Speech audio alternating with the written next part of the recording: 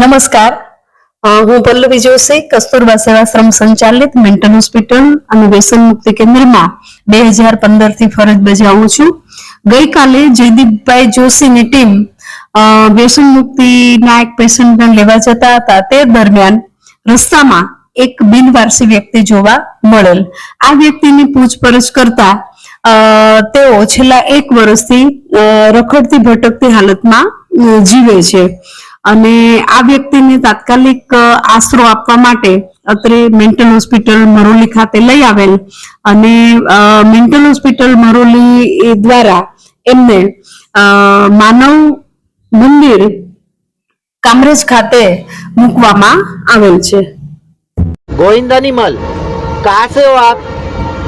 धनतरी सेवानगर राजन निमल का लड़का हूँ, स्वर्गीय राजन निमल का.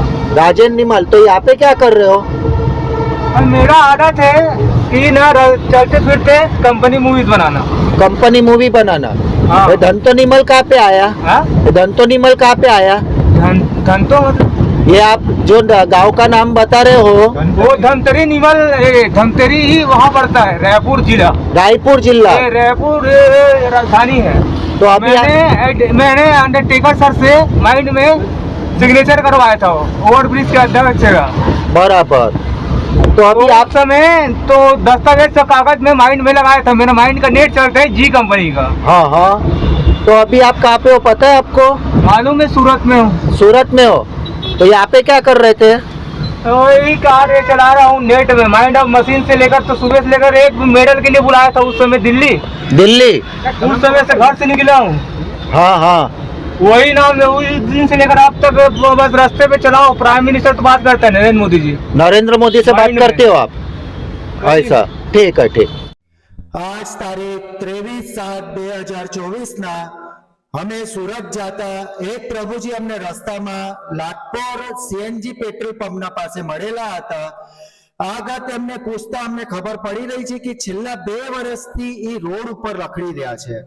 ત્યાં અમે રસ્તામાં એમનું પૂછ્યું કે ભાઈ તમે કયા ગામના? તો કોणते गांव से हो आप? आपका गांव कौन था? मेरा गांव है छत्तीसगढ़ धमतरी. छत्तीसगढ़ धमतरी. नाम क्या है प्रभु आपका? गोविंदा निमल है भैया मेरा नाम. हाँ? गोविंदा निमल. गोविंदा निमल नाम है. गोविंदा निमल नाम के छे. छेल्ला 2 વર્ષથી ભાઈ આયાથી ન્યા ભટકી રહ્યા છે.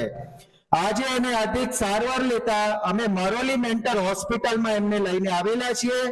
અમે ઈચ્છીએ છીએ કે એ જલ્દીથી જલ્દ આયા સારું કરીને આગળ એની નવી જિંદગી જીએ. તમે જોઈ શકો છો કે કેટલા ટાઈમથી એમને વાળ દાઢી કરેલા નથી. એની હાલત તમે જોવો છો શકો છો કે નાયા નથી. તો આપણે એમને અહીંયા વાળ દાઢી ને નડાવીને એમને પહેલા ફ્રેશ કરી દઈએ, પછી એમને જમાડીને એમને નવું જિંદગી આપવાની અમે આપણે કોશિશ કરીએ છીએ. આખરી સુધી પહેલા રહેજો. પ્રભુજીને હવે આપણે નડાવીને એની દાઢી કટિંગ પૂરું ક્લિયર કરીને નવા કપડા આપ્યા છે. પ્રભુજીને હવે આપણે તૈયાર કરી દીધું છે. હવે એમને જમવાનું આપીને આપણે આરામ કરવા એને આપીએ છીએ.